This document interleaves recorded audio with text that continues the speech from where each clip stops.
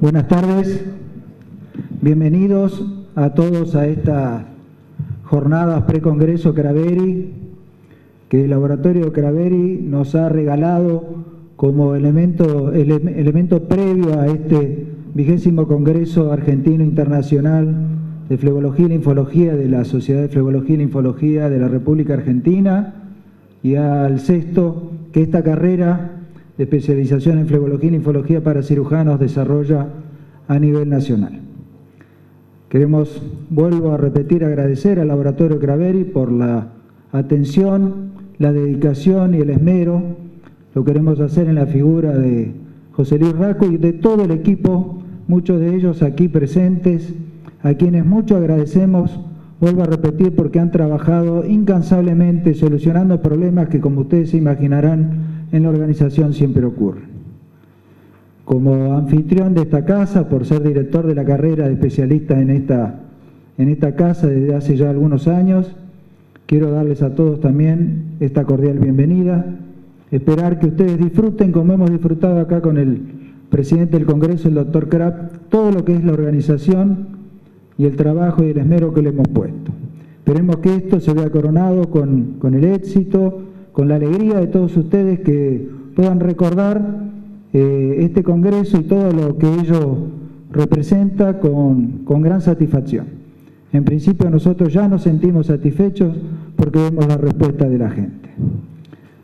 Bueno, les quiero pasar la palabra ahora al doctor Juan Carlos Krapp, que es el presidente de este Congreso, para que demos inicio a estas jornadas pre-congreso Craveri. Muchas gracias.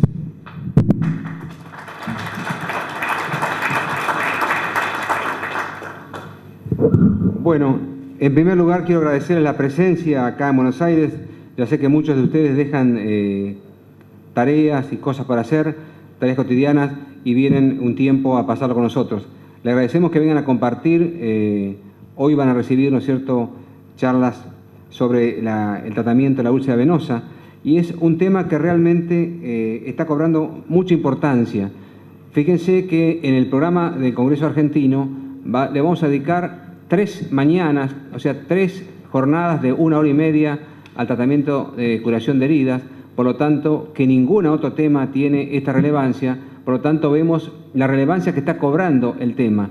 Es posible que con la longevidad, ¿no es cierto?, que está aumentando, va a haber realmente muchos pacientes que van a demandar curación avanzada de heridas, y es muy importante que esto sea hecho por gente que esté preparada para hacerlo, porque hoy a veces asistimos a pacientes que tienen una asistencia médica, por así decirlo, de clínicos u otros colegas, que realmente la curación es totalmente empírica y realmente deja mucho que desear. Entonces, cuando vienen pacientes que dicen tengo una herida abierta hace 3 años que no se puede curar, y me comenta, por ejemplo, que está haciendo curas con agua oxigenada y con no sé qué otra cosa, realmente uno no puede creerlo. Entonces, es necesario justamente este tipo de jornadas, congresos y mesas de educación para que los colegas, ¿no es cierto?, empiezan a tomar conciencia de la curación, que la curación avanzada de heridas es una técnica, pero es una ciencia, y debe ser algo organizado meticulosamente y sistematizarlo. Y por ese motivo, en todo el mundo ya hay centros de curación avanzada de herida, y ojalá nosotros en nuestro país podamos también hacerlo.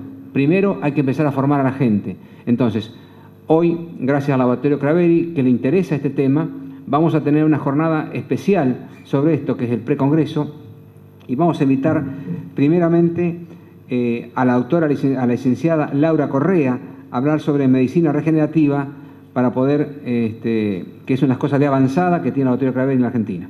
Doctora, adelante. Bueno, hola, ¿qué tal? Muchas gracias por estar acá.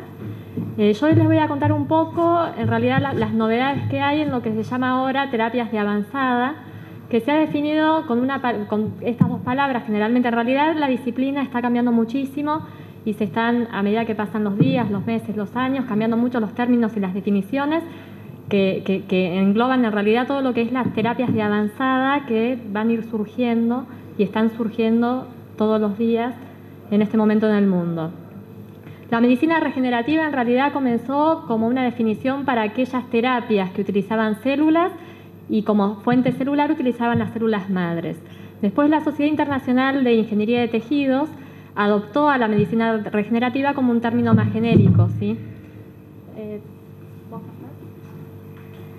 En donde en realidad es un área interdisciplinaria que abarca todos los principios de la ciencia y de la biología con el fin de regenerar sustitutos biológicos, ¿sí? Que reparen o mejoren la función de los órganos dañados. En realidad son todas las disciplinas que trabajan con ese fin.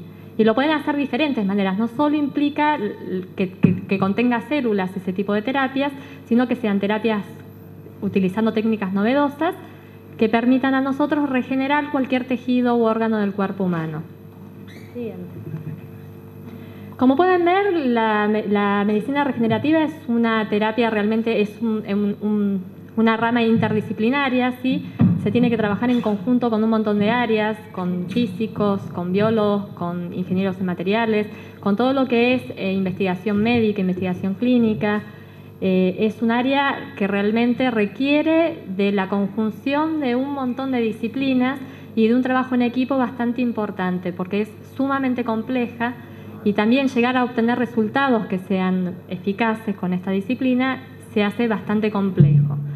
Cuando uno hace hoy en día una revisión de todos los productos o nuevas tecnologías construidas con esta disciplina, vamos a encontrar un montón de publicaciones, de las cuales muchas publicaciones no llegan a tener también resultados concluyentes.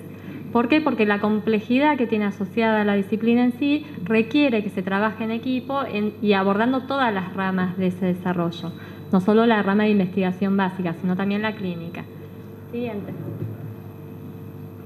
Bueno, ¿cuáles son las herramientas que utiliza la medicina regenerativa? Puede trabajar con células únicamente, siguiente, con scaffold, o sea, con estructuras, siguiente, que permiten al cuerpo, cuando son colocadas estas estructuras en la zona dañada, reconstituir ese tejido dañado, siguiente, o también con señales, dándole señales al cuerpo para regenerar algún tejido, que nosotros las llamamos moléculas o factores de crecimiento. Siguiente.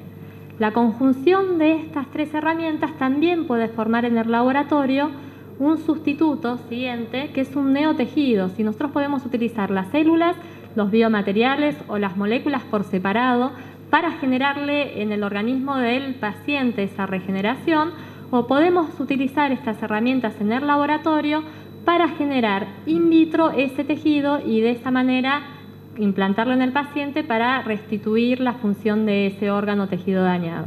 Siguiente. Obviamente que parte de lo que espera esta disciplina es eso, es poder generar en el laboratorio las partes del cuerpo humano que se requieran reemplazar o mejorar su función, pero bueno, por ahora esto es una fantasía, ¿no? Pero es a lo que apunta. La idea es esa, generar estas estructuras biológicas en el laboratorio o producir la regeneración in vivo en el paciente. Siguiente. Como pueden ver, la disciplina es bastante compleja porque si ya evaluamos nada más una de sus herramientas, que son las células, nos vamos a encontrar que hay diferentes tipos de células en cuanto a su origen. ¿Sí? Las células pueden ser autólogas, pueden ser homólogas o pueden provenir de animales.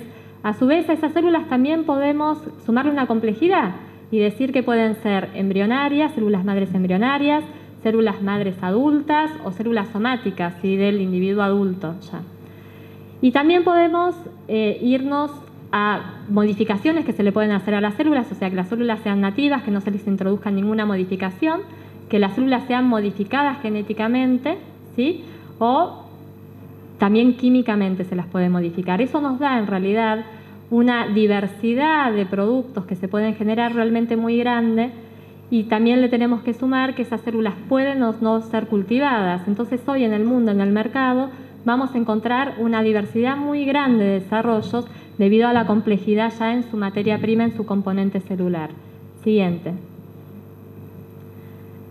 Una célula madre en realidad es una célula proliferativa que tiene capacidad proliferativa y cuando produce su división mitótica genera dos células hijas. Una de esas células hijas en realidad le va a ocurrir algo a nivel citoplasmático diferente a la otra célula hija, que la va a hacer diferenciar, va a hacer que esa célula cumpla una función en el organismo, mientras que la otra célula hija va a tener una función de reserva. Tiene la habilidad de dividirse numerosas veces y producir estas progenies diferenciadas. Son las responsables de regenerar los tejidos in vivo. El problema es que muchas veces nosotros, cuando un tejido se lesiona, no vemos esa regeneración espontánea porque generalmente escasean, están en muy baja proporción, y si el tejido se daña realmente de manera muy grande, no van a alcanzar para poder regenerarlo, mientras que si el daño es pequeño sí pueden lograr esa regeneración. Y es responsable del reemplazo en realidad de todas las células que van muriendo durante nuestro transcurso en la vida. Siguiente. Bueno, acá tenemos una célula madre. Cuando se divide va a dar dos células hijas. Una va a ser idénticamente igual a su célula que le dio origen, mientras que la otra no. Siguiente. Van a tener una progenie. Las células de esa progenie se llaman células transicionales. Son células con una capacidad mitótica realmente muy amplia, muy alta. Son células que se dividen muchísimo y son en realidad las responsables reales de la regeneración tisular, ¿sí? La célula madre se divide una única vez, dando estas dos células diferentes, y después las transicionales son las que realmente participan activamente del proceso de regeneración. Siguiente. A medida que se van duplicando, van volviéndose cada vez más diferenciadas. Siguiente. Hasta que llegan en realidad a un estado de diferenciación terminal. Solo ahí probablemente van a dejar de dividirse y van a cumplir la función determinada por el sitio anatómico o el sitio histológico en donde se encuentran ubicadas. Siguiente. Dentro de lo que son las definiciones de célula madre tenemos también algo que se llama plasticidad, que significa en realidad esa célula madre, qué tipo de células diferenciadas puede dar. Una célula es más plástica en función a la mayor cantidad de fenotipos tisulares que pueda llegar a dar. Entonces encontramos en realidad tres grandes grupos de células madres: aquellas que son totipotentes, que tienen la capacidad de reconstituir o regenerar todos los tejidos del cuerpo humano, y son las únicas que pueden regenerar un individuo, ¿sí? Si nosotros implantamos una célula madre totipotente en un útero, de ahí va a poder surgir un individuo. Es en el único, en realidad, momento, son las únicas células que tienen esa capacidad. ¿Dónde encontramos esas células? Las encontramos justo en el momento de la fecundación. Cuando la célula se divide hasta 4 células, sigue conservando esta capacidad de totipotencialidad, pero más allá de eso ya deja de ser totipotente y pasa a ser pluripotente, ¿sí? Todo el resto de la división de ese embrión no va a ser más una célula totipotente, sino pluripotente. Estas células tienen la capacidad, las pluripotentes, de regenerar casi todos los tejidos del cuerpo humano, pero no un organismo completo. Por último tenemos las células multipotentes, que son las células en realidad ya del adulto, que tienen la capacidad de regenerar una gran cantidad de tejidos, pero no pueden regenerar la totalidad de esos tejidos. Siguiente. En el mundo hay varias estrategias o varios grupos trabajando en lo que es la utilización de células embrionarias para la regeneración tisular. Obviamente que el uso de estas células, como se puede ver en la figura, requiere en realidad de la destrucción de un embrión, ¿sí? Las células embrionarias se obtienen de la masa interna de un embrión y esas células son las que se pueden multiplicar y reproducir in vitro para que se generen los diferentes tejidos del cuerpo humano. Obviamente que trabajar con esta estrategia tiene en realidad comprometidos muchos principios éticos. Hay varios países que ya se han declarado en contra de este tipo de utilización de células y otros no. Y en realidad, para que realmente estas células puedan ser utilizadas a gran escala, se debería vencer esta barrera. Y yo les voy a contar cómo se ha logrado en realidad lograr tener células embrionarias sin la necesidad de destruir un embrión, porque muchos grupos en el mundo trabajaron en función de esto y hoy en día se ha logrado. Siguiente. Las células multipotenciales son células en realidad adultas que se pueden sacar de diferentes fuentes, de médula ósea, del tejido adiposo, de lo que es la grasa. Se han encontrado también células madres multipotenciales en el cerebro, en el corazón. Son células que, si bien pueden regenerar muchos tejidos, no pueden hacer todos, pero bueno, es una fuente importante de células que tienen una capacidad proliferativa muy alta y una capacidad de regenerar diferentes tejidos. Siguiente. Que se activan durante el desarrollo embrionario, 3-4 genes, dependiendo de la técnica, y con esa inclusión de los genes, la célula pasa a tener un fenotipo embrionario y tiene la capacidad de restituir todos los tejidos del cuerpo humano, pero no tiene la capacidad de generar un individuo, ¿sí? O sea, no la convierte en una célula totipotencial, sino en una célula pluripotencial capaz de regenerar tejidos, sin que haya una fecundación y sin que se forme realmente un embrión. Obviamente que introducir 4 genes o 3 genes a una célula significa también muchísimos riesgos en cuanto a producir oncogenicidad, porque la inserción de genes generalmente no se hace en un sitio específico del cromosoma, sino en múltiples sitios, y a veces los promotores que tienen estos genes pueden producir que se activen genes oncogénicos. Entonces varios grupos en el mundo, para evitar también este riesgo, están trabajando en realidad en incubar estas células somáticas con factores de crecimiento determinados y ver si ellos pueden convertir estas células somáticas a su fenotipo embrionario sin la necesidad de colocarle genes. Porque ellos dicen, estas células fueron embrionarias y debe haber manera de poder volverlas hacia atrás con un cóctel de factores, porque ellas tienen que tener en su genoma la capacidad de regresar hasta ese punto. Y ya hay resultados bastante positivos con la incubación de factores que permiten tener células embrionarias en el laboratorio que provienen en realidad de una célula adulta, de una célula somática, ¿sí? Siguiente. Después, además de las células, trabajamos con biomateriales. En realidad los biomateriales son el esqueleto, son el scaffold que requiere cualquier tejido o órgano para regenerar, ¿sí? Ese scaffold tiene que cumplir ciertas características, ¿sí? Tiene que permitir que las células puedan migrar en ese scaffold, reproducirse, o sea, hacer todo lo que son las mitosis. A su vez el scaffold tiene que ser, o este biomaterial tiene que ser capaz de retener los factores o las señales que requieren las células para esa regeneración, y también permitir, por ejemplo, que se vayan todos los desechos o los productos de desecho que también generan las células o el tejido en regeneración.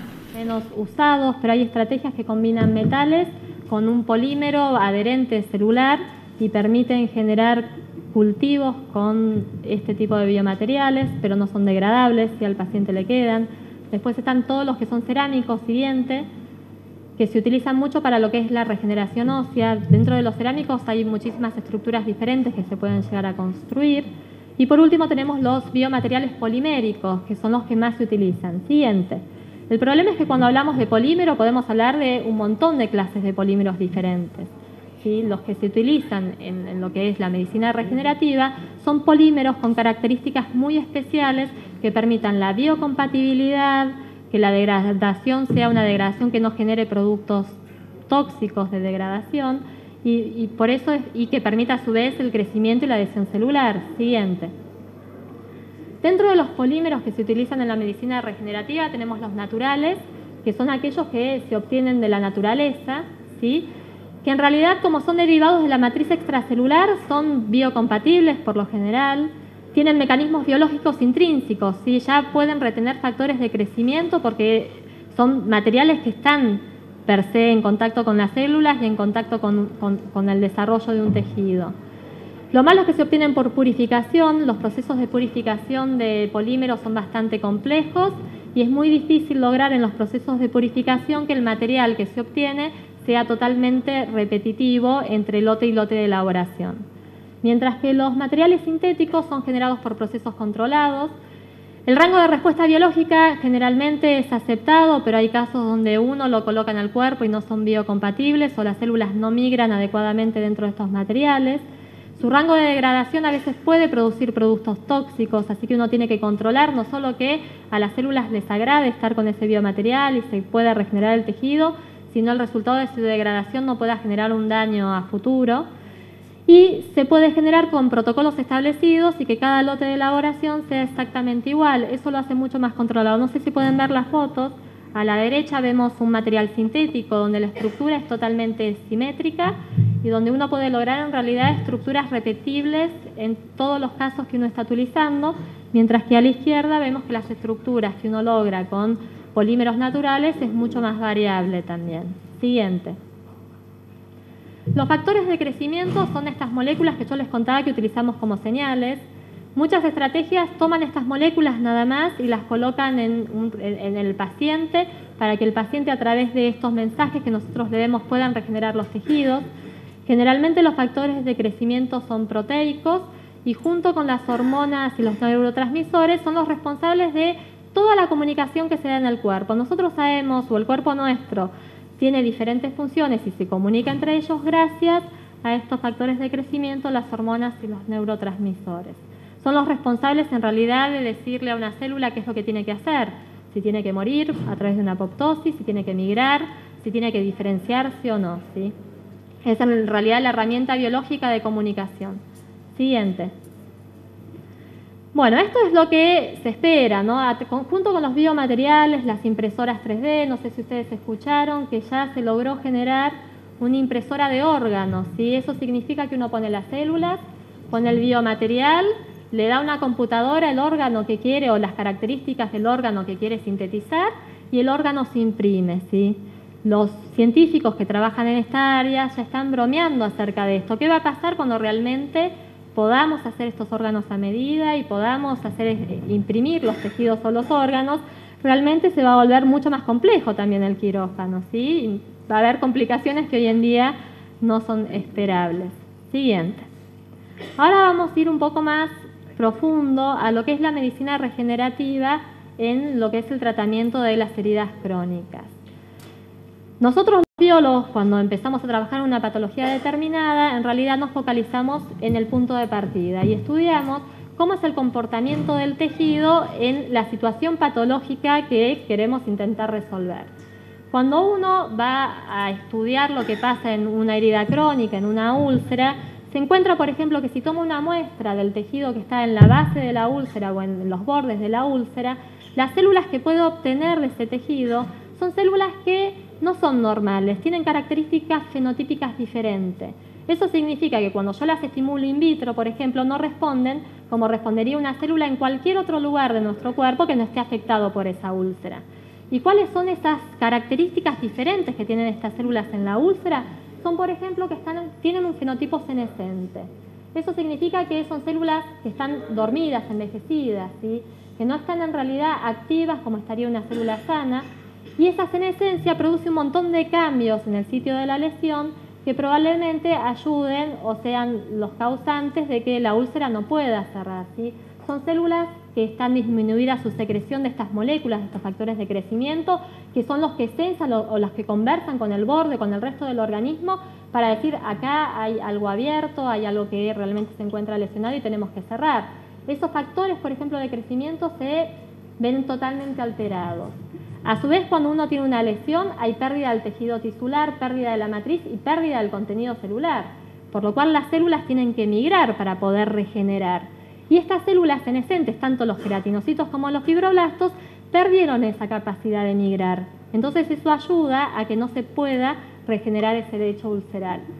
También hay una angiogénesis insuficiente, los factores involucrados en la angiogénesis de alguna u otra manera no están trabajando de la manera adecuada y tenemos un desequilibrio en lo que es la secreción y la degradación de la matriz extracelular. O sea, nuestro cuerpo constantemente está regenerando, remodelando las matrices extracelulares, ¿sí? Es parte del desarrollo vital de un organismo. En este caso, este desequilibrio promueve más la degradación que la síntesis de la matriz extracelular y eso está haciendo que el lecho ulceral también esté, o sea, en este estado de cronicidad. Entonces nosotros como biólogos decimos, ok, las células están alteradas, ¿por qué no una estrategia interesante sería poner células sanas en esa zona para que de esa manera no dependamos de las células senescentes que están en el lecho del borde para que se produzca todo lo que es la cicatrización de esa herida? Y es ahí en realidad donde va dirigida la medicina regenerativa, con el hecho de agregar células o con el hecho de mandar factores que hagan que las células senescentes reviertan ese fenotipo y comiencen a trabajar de manera normal con el fin del cierre de la úlcera. Siguiente. Hay varias estrategias que se utilizan en medicina regenerativa, yo les voy a ir contando varias. Se me hacía muy extensa la charla, por lo cual dejé afuera todo lo que era la terapia génica, pero hay muchos grupos trabajando en tomar estas células senescentes, colocarle genes y con esos genes intentar reactivar los procesos cicatrizales. Pero bueno, básicamente les voy a contar lo que más se encuentra en la literatura cuando uno hace una revisión. Siguiente. La medicina regenerativa, como pueden ver, tiene un montón de estrategias. Puede trabajar con diferentes tipos celulares que se encuentran tanto en la piel como en los vasos o con células madres que ni siquiera se encuentran en la piel, ¿sí? Que por ejemplo se encuentran en el tejido graso o en la médula ósea. Y a su vez también puede trabajar con moléculas, con biomateriales novedosos. Hay varias terapias de avanzada que hoy en día están promocionando lo que es la electroestimulación, ¿sí? Estimular eléctricamente un cambio fisiológico o darle una señal eléctrica que permita también el cierre de las heridas. Pero bueno, básicamente yo les voy a contar las que están en realidad comprometidas todo lo que es lo biológico. Siguiente. Ahora les voy a contar un poco lo que se está haciendo con factores de crecimiento. O sea, se sabe cuando uno estudia la úlcera que la expresión de citoquinas no es la propia de una herida aguda que va a cerrar, ¿sí? Las citoquinas es como que no establecen bien su comunicación y están secretándose de manera desordenada en ese lecho ulceral. Entonces varios grupos de investigación dijeron, ¿qué pasa si nosotros en esa úlcera colocamos factores de crecimiento que sabemos que participan directamente de la cicatrización y vemos qué pasa? Siguiente. Los factores de crecimiento, cuando uno los coloca tópicamente o de manera sistémica, pueden actuar en diferentes niveles, ¿sí? A nivel de células adyacentes, que es en realidad una función parácrina, en lo que es en la propia célula, siendo una función autócrina, o también puede actuar en células remotas, ¿sí? Siguiente. Como pueden ver acá, no sé si se ve, esto por ejemplo es un resumen de todos los factores de crecimiento que se están probando hoy en día y se han probado, que se han hecho estudios controlados en los que tienen un asterisco rojo y estudios no controlados en los que no están marcados. Como pueden ver, hay un montón de factores. Está el factor de crecimiento epidérmico, el factor de crecimiento tumoral, el TGF-beta, el IGF, ¿sí? Hay muchísimos factores. El problema de todos estos factores es que generalmente los estudios no se suelen hacer con un grupo placebo, ¿sí? Y la diversidad en lo que es las heridas que tienen que tratar a veces también hace que los resultados no puedan ser evaluados de manera adecuada, ¿sí? De todos estos factores, solo uno realmente ha demostrado ser eficaz y realmente ha recibido la aprobación por FDA, que es la entidad regulatoria en Estados Unidos, para su aplicación en úlceras, ¿sí? De difícil cicatrización, que es el factor derivado de plaquetas, ¿sí? Siguiente. Siguiente. El producto se llama Regranex, sí, es el único hasta ahora que ha demostrado la eficacia, es un potente quimiotrayecte y mitogénico de fibroblastos, estimula la producción de matriz extracelular en lo que es la dermis, y se sabe que cuando uno tiene una herida aguda es realmente muy importante su acción para que eso cicatrice de manera adecuada, por lo cual los trabajos, los ensayos que se han hecho con úlceras crónicas requieren sí o sí que al paciente se lo debride previamente para generar o activar un poco más esa úlcera, y de esa manera este factor va a ser mucho más eficaz que si esa herida no es debridada. De todas maneras, este factor es un poco, también tiene eventos adversos, ¿sí? Se ha demostrado que los pacientes que reciben este factor, que es un factor recombinante humano, está hecho en realidad sintetizado en levaduras, tienen 3 veces más riesgo de, si tenían un tumor previo, desarrollar de nuevo ese tumor, por lo cual el FDA lo tiene en una caja negra, dice que se puede utilizar realmente cuando se crea que el paciente lo requiere, porque tiene en realidad está elevada su probabilidad de generar tumores, ¿sí? Siguiente. Después tenemos, estos son en realidad el ensayo clínico que hizo Regranex para poder ser aprobado por FDA. Siguiente. Después tenemos los geles de plaquetas, que acá en la Argentina se usan bastante, sí, en el mundo también. En realidad los geles de plaquetas se preparan tomando sangre del paciente, esa sangre se centrifuga, ahora hay dispositivos específicos que permiten en una única centrifugación separar el plasma pobre en plaquetas del plasma rico en plaquetas, de lo que es el contenido celular de la sangre. Hay muchos trabajos que se están haciendo de esta manera. A eso, al plasma rico en plaquetas, se lo puede criopreservar para aumentar mucho más, en realidad, su consistencia y su firmeza para ser utilizado como relleno. Y también, cuando se lo activa con glucanato de calcio o trombina, las plaquetas liberan sus factores de crecimiento y también potencian su acción. Siguiente. Hay muchísimos estudios publicados, algunos estudios, en realidad acá tenemos problemas en lo que son los resultados, son ambiguos, porque algunos estudios realmente demuestran que esto es eficaz y otros estudios no encuentran diferencias con los tratamientos placebo. Lo que sí se sabe, o por lo menos lo que se concluye, es que el PRP, la seguridad está validada, aparentemente no genera eventos adversos importantes en el paciente, pero su eficacia todavía no está demostrada. Sí, faltan que se hagan estudios más controlados, aleatorizados, para realmente saber si el PRP es eficaz en el tratamiento de heridas. Pero bueno, es algo que se está usando muchísimo y uno lo tiene que tener en cuenta, es fácil de hacer, es barato y bueno, se tendría que trabajar en realidad para demostrar si realmente es eficaz. Siguiente. Después también se utilizan mucho los genes de fibrina, hay varias marcas comerciales tipo Tisucol y en realidad en la Argentina, por ejemplo, se usan muchísimo como adherentes. Si en una cirugía uno utiliza Tisucol para sellar o para evitar el sangrado. Y el Tisucol en realidad es un gel de fibrina, ¿sí? Tanto el colágeno como la fibrina son componentes muy importantes de la matriz extracelular y cuando uno se lesiona, las primeras moléculas que empiezan a construir esa matriz extracelular, los primeros polímeros, son polímeros de fibrina.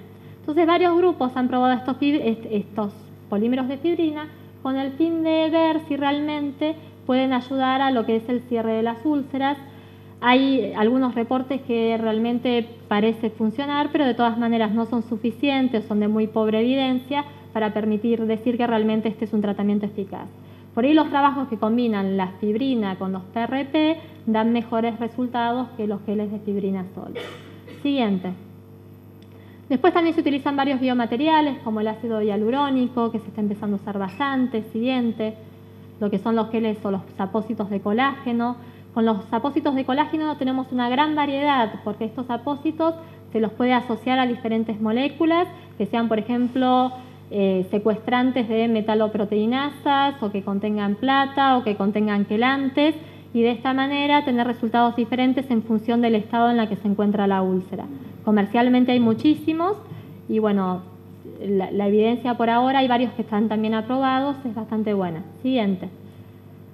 Después también se pueden utilizar todo lo que son las matrices acelulares, ¿sí? Que esto significa tomar una matriz, extraerle las células a esa matriz y colocar la matriz acelularizada en el lecho de la lesión con el fin de que las células adyacentes regeneren el tejido en cuestión. Yo les contaba un poco que las células adyacentes o del lecho de la úlcera eran células senescentes, por lo cual muchos de estos productos no suelen tener resultados realmente muy positivos. Y de hecho el único que teníamos esperanzas de que lo tuviese este año en FDA se demostró de que no, que es como utilizar un placebo, pero bueno, por ahí en algunas úlceras donde la senescencia celular no está tan marcada o está tan importante, puedan llegar a funcionar. Siguiente. Ahora les voy a contar un poco la estrategia que combina células para generar una estrategia diferente en el tratamiento de las heridas crónicas. Para esto se requiere una fuente celular. Yo les voy a contar un poco nuestra estrategia, que es autóloga. Siguiente. Lo que uno tiene que tomar es primero una muestra de tejido para obtener las células con las cuales va a hacer ese sustituto. Siguiente. Esas células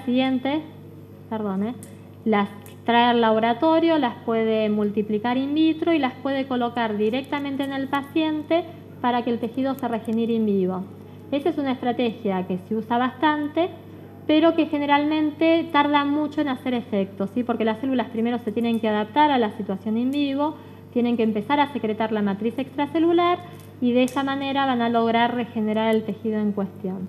Por lo cual, la ingeniería de tejidos o la medicina regenerativa siguiente, lo que hace para acelerar esos tiempos es combinar estas células con estos esqueletos, con estas scaffold, con estos biomateriales, para generar sustitutos tridimensionales en el laboratorio y colocar esos sustitutos tridimensionales en el paciente para resolver la falla de manera más rápida.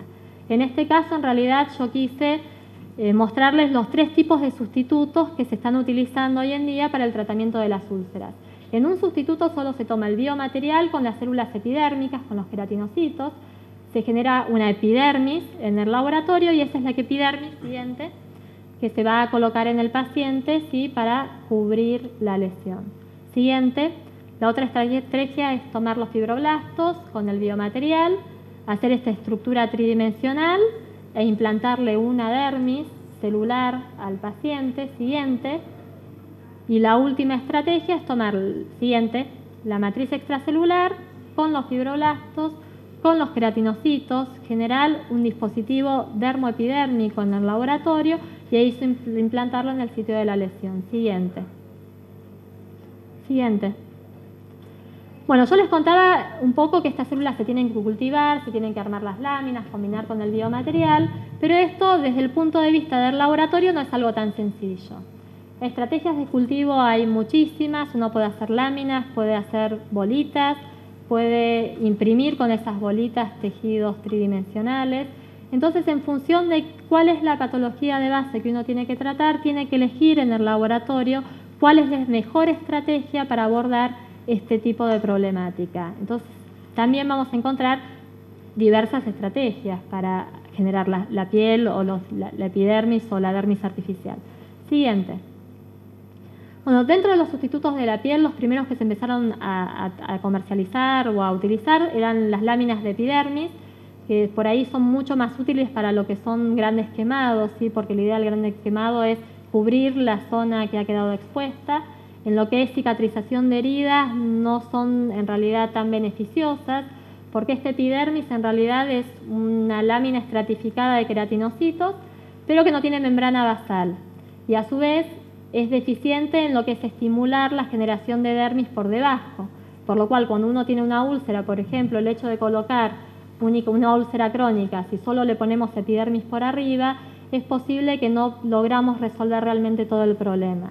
Los estudios que se han hecho con cicatrización de heridas que utilizan láminas epidérmicas, algunos dan buenos resultados, pero otros no tanto. Siguiente. Estos en realidad son distintos productos que hoy en día se están comercializando y el más importante de estos productos es Epicel. Siguiente. Después tenemos los sustitutos dérmicos. En este caso tenemos este biomaterial con los fibroblastos. Lo bueno del sustituto dérmico es que los fibroblastos están activados por su pasaje in vitro y liberan muchísimos factores de crecimiento, lo cual por ahí estimula o puede revertir ese fenotipo senescente en el cual se encuentran las células en el borde o en el lecho de la úlcera. Y hay varios productos siguientes que siguen con esta estrategia.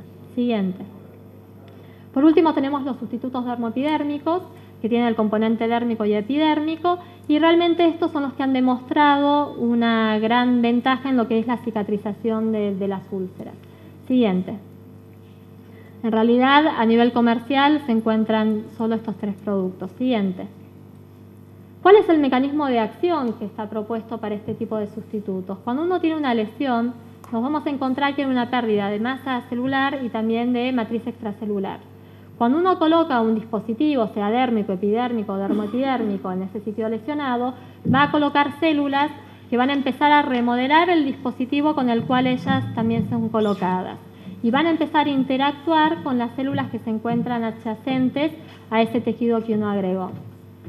Ahí me cuesta mucho explicarlo por ahí sin puntero, pero lo que representa esa imagen en realidad es el tipo de comunicación, tanto que hay de las células adyacentes como de las células que están dentro del dispositivo, y la idea es que la conversación entre ellas permite la migración de vasos o la angiogénesis en este tejido que uno está agregando, ¿sí?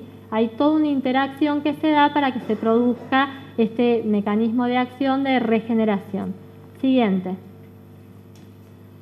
Bueno, entonces los mecanismos propuestos para regenerar el tejido son que primero en una úlcera, cuando uno coloca un dispositivo dermoepidérmico, estamos reemplazando el tejido faltante, ¿sí? Estamos poniendo dermis y epidermis en un sitio donde no lo había. A su vez también funciona como una cubierta oclusiva. La epidermis que se coloca es una epidermis estratificada cornificante, ¿sí? Que realmente funciona de barrera en cuanto a lo que es la pérdida de agua y la protección contra los microorganismos, y a su vez tiene células, y las células están produciendo un montón de factores de crecimiento y citoquinas y están trabajando como bioreactor estimulante de lo que es el proceso de cicatrización. Promueven la angiogénesis, estimulan la proliferación y la migración de los queratinocitos y fibroblastos que están adyacentes a la herida, estimulan la síntesis de matriz extracelular e inhiben la actividad proteolítica, esta que estaba desequilibrada, de estos fibroblastos senescentes, que libera más metaloproteinasas que moléculas de síntesis de matriz extracelular. Siguiente. Después les quería contar un poco lo que se está haciendo con células madres, ¿sí?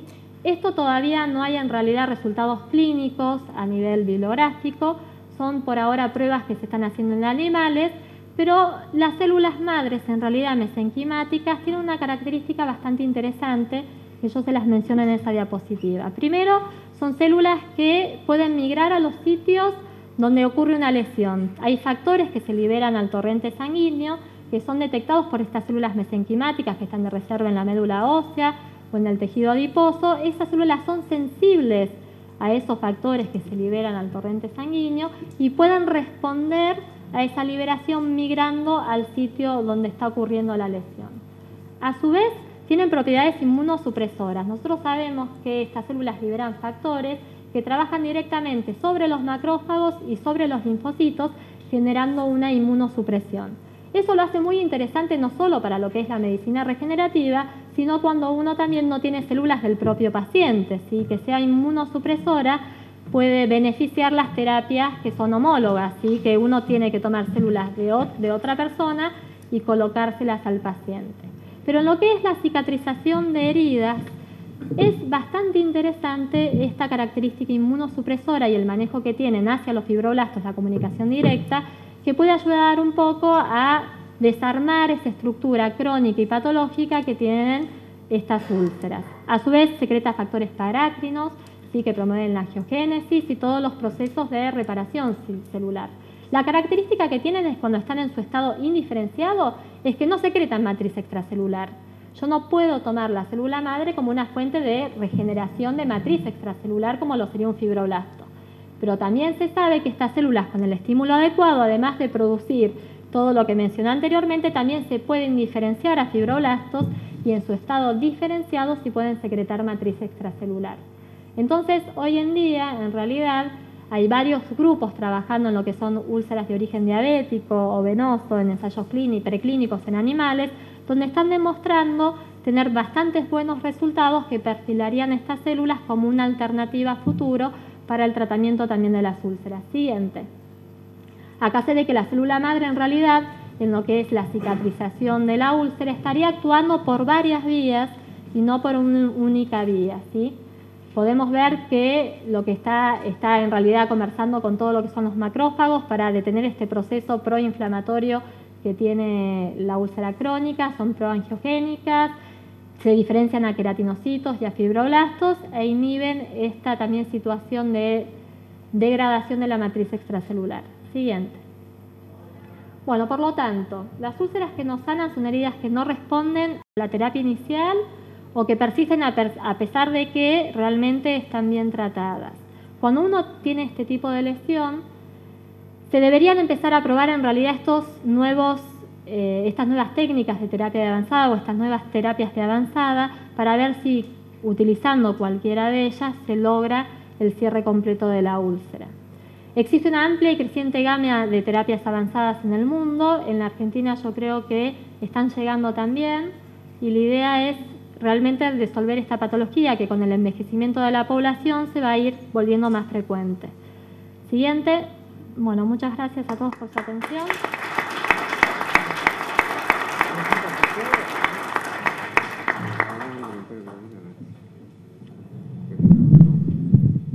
Bueno, agradecemos a la licenciada Correa por lo que es habitual para nosotros, escuchar la excelencia en su disertación. Después de los panelistas trataremos el tema y si hay alguna pregunta. A continuación, el doctor Santiago de Salas va a hablarnos sobre actualización en el uso de fármacos en la úlcera venosa. Bueno, buenas tardes a todos. Desde ya agradecerles al Laboratorio Craveri principalmente por la invitación y al doctor Crapi Regalado, porque ellos fueron mis profesores acá y estar yo acá dando hoy una pequeña charla, para mí la verdad es que es un orgullo. Bueno, la realidad es que el tema cuando se propuso, nosotros que tratamos heridas o úlceras todos los días, existen un montón de medicamentos que uno utiliza y escucha que otros médicos también utilizan, y la verdad es que la idea era ver qué realmente está comprobado que sirve para el tratamiento, específicamente hablar de la úlcera venosa. Por eso el título es Actualización del tratamiento farmacológico de la úlcera venosa. Yo soy el doctor Santiago de Salas, para los que no me conocen, y formo parte del Servicio de Cirugía General del Hospital Británico de Buenos Aires, del sector de flebología, linfología y cuidado avanzado de heridas. Y vamos a hablar sobre una pequeña introducción de lo que es la úlcera venosa, un poco de fisiopatología, algunas drogas utilizadas en la insuficiencia venosa crónica, específicamente su relación con la úlcera venosa, y sobre todo, cada uno de los ejemplos que vamos a dar, tratar de basarlos en lo que se denomina hoy medicina basada en la evidencia. Entonces, algunos datos es que la úlcera venosa es aquella herida que no cicatriza en el término de 4 a 6 semanas. 4 es por lo menos el tiempo más aceptado, pero la mayoría de publicaciones dan este lapso de tiempo, que afecta la úlcera de pierna en general, no la venosa, pero en general al 1% de la población, que la misma aumenta con la edad y sobre todo aquellos pacientes mayores de 65 años tienen más riesgo de padecerlas, con obviamente un diagnóstico entre el 50 y el 70% de origen venoso, que la prevalencia va del 1.5 a 3 por cada 1000 habitantes, cuando en realidad en los pacientes mayores a 80, por ejemplo, es 20 de cada 1000, o sea que es muy frecuente. Lo otro es que se sabe que con un tratamiento estándar, la mayoría de las lesiones, o una gran parte de las lesiones, hasta 2/3 partes de las lesiones pueden cerrar, con lo cual hay que tener un tratamiento o un protocolo de acción estándar para poder realizar la atención de estos pacientes. Y por último es que los costos realmente son muy altos, no solamente de forma directa para el paciente y sus familiares o el grupo familiar, sino también para los sistemas de salud. Las prepagas, los hospitales, todos ellos tienen un gran costo aparejado con el tratamiento de la úlcera venosa. Y esto es lo otro, que son muy frecuentes, o sea que si nosotros somos flebólogos, dermatólogos, vamos a recibir seguramente algún tipo de lesión en nuestro consultorio y deberíamos estar preparados para tratarlas. Desde hace muchos años, esta es una aplicación de Nicolaides, se sabe que existe una relación directa entre lo que es la hipertensión venosa como factor subyacente de la adquisición de la lesión y, por ejemplo, en esta publicación se ve que la mayoría o el gran número de pacientes que tienen una hipertensión venosa mayor a 80 o 90, obviamente todos estos pacientes tienen úlceras o lesiones en las piernas. Y que esta hipertensión venosa genera cambios a nivel tanto macroscópicos, como podemos ver nosotros las varices, la lipodermatoesclerosis, la angiodermatitis ocre, etc., pero también cambios a nivel microcirculatorio. Y existen múltiples teorías que han hablado al respecto, entre ellas son las 4 más aceptadas, pero todas en definitiva de lo que hablan es de inflamación crónica, de edema, de hipoxia, de isquemia o de microtrombosis. Y estos son solamente algunos gráficos que muestran cómo la hipertensión venosa en este gráfico, por ejemplo, produce la apertura de los shunts arteriovenosos con la consiguiente transmisión posterior de la presión capilar arterial hacia el sector venoso y linfático, provocando obviamente las consiguientes alteraciones. Un segundo esquema que solamente es para mostrar las cubiertas de fibrina y cómo esto obviamente impediría el pasaje de nutrientes y el pasaje de oxígeno hacia el tejido que posteriormente va a estar lesionado. Y esto, la teoría más aceptada en la actualidad, que es que existe algún tipo de marginación de los glóbulos blancos a nivel de la microcirculación, que los mismos se ponen en la periferia de los vasos, que hay una trasvasación de los mismos a través de la penetración a través del endotelio, a través de la adhesión por parte de algunas determinadas selectinas, y que este posterior pasaje hacia el tejido de sostén genera la degranulación de los glóbulos blancos con su consiguiente producción de mediadores inflamatorios, entre ellos las metaloproteinasas de matriz en exceso, el factor de transformante beta, el factor necrosis tumoral alfa, etcétera, diferentes interleuquinas. Entonces, ¿por qué nombramos esto? Porque principalmente las drogas que vamos a utilizar en el tratamiento de la úlcera venosa actúan a ese nivel. Por eso, digamos, es importante conocer la fisiopatología. Y cuando uno se enfrenta a diferentes tipos de lesiones, tiene un montón de opciones terapéuticas. Con lo cual vamos a usar o tratar de usar este tipo de opciones en el paciente correcto, en el momento correcto. Y a veces esto es lo difícil de determinar. Porque yo puedo usar el último apósito que se salió en Australia o en Estados Unidos, pero si el paciente no tiene indicado ese apósito no va a funcionar por más que sea lo mejor que existe. Y lo que vamos a hablar específicamente son sobre diferentes tipos de drogas utilizadas. Entonces, cuando uno, por lo menos en el hospital, tenemos un centro de cicatrización de heridas y se enfrenta a este tipo de lesiones. Este tipo de lesiones, podemos ver algunas úlceras venosas y algunas obviamente que no son venosas, pero con un gran compromiso. Y son difíciles de tratar y representan un desafío. Y hay que estar preparado para recibir este tipo de lesiones. Entonces nosotros, por lo menos en el hospital, tenemos un protocolo de acción. Este protocolo de acción incluye La instalación, siempre que sea posible, de la elastocompresión de sus diferentes formas. Siempre preferimos el vendaje por sobre las medias elásticas cuando el paciente tiene una lesión. Realizar el desbridamiento o tratamiento de la infección si ésta existe. El control del exudado. Se sabe que las heridas o las úlceras venosas son realmente altamente exudativas, no siempre, pero muchas veces, y que hay que estar preparado para manejar esto. Y que hay que considerar, como dijo la licenciada Correa recién, algunas terapias complementarias o adyuvantes en el caso de que este protocolo o tratamiento estándar no dé resultado. Y obviamente tratar de prevenir la recurrencia en todos nuestros pacientes. Se sabe y existen estadísticas que entre el 50 y el 75% de los pacientes que cerraron su úlcera venosa van a volver a abrirla. Y nosotros instalamos lo que se denomina un plan de 4 semanas y después vamos a volver a esto y vamos a ver por qué tiene importancia. Entonces, solamente 2 palabras, que lo más importante de todo este protocolo es la elastocompresión. Y la elastocompresión está comprobada su evidencia, está evidenciado su eficacia, y que la compresión aumenta las tasas de curación en aquellas que vendamos comparado con la que, o sea, comprimir es mejor que no comprimir. En segundo lugar, que los sistemas multicapas, aquellos que tienen más de una capa, y lo ideal son 3, hay algunos trabajos que hablan sobre 4, es mejor 3 capas que una sola capa. Y por último, que es mejor combinar diferentes tipos de vendaje, de corta o de largo estiramiento, en el mismo vendaje, para poder obviamente conseguir un mejor y una aceleración de la cicatrización.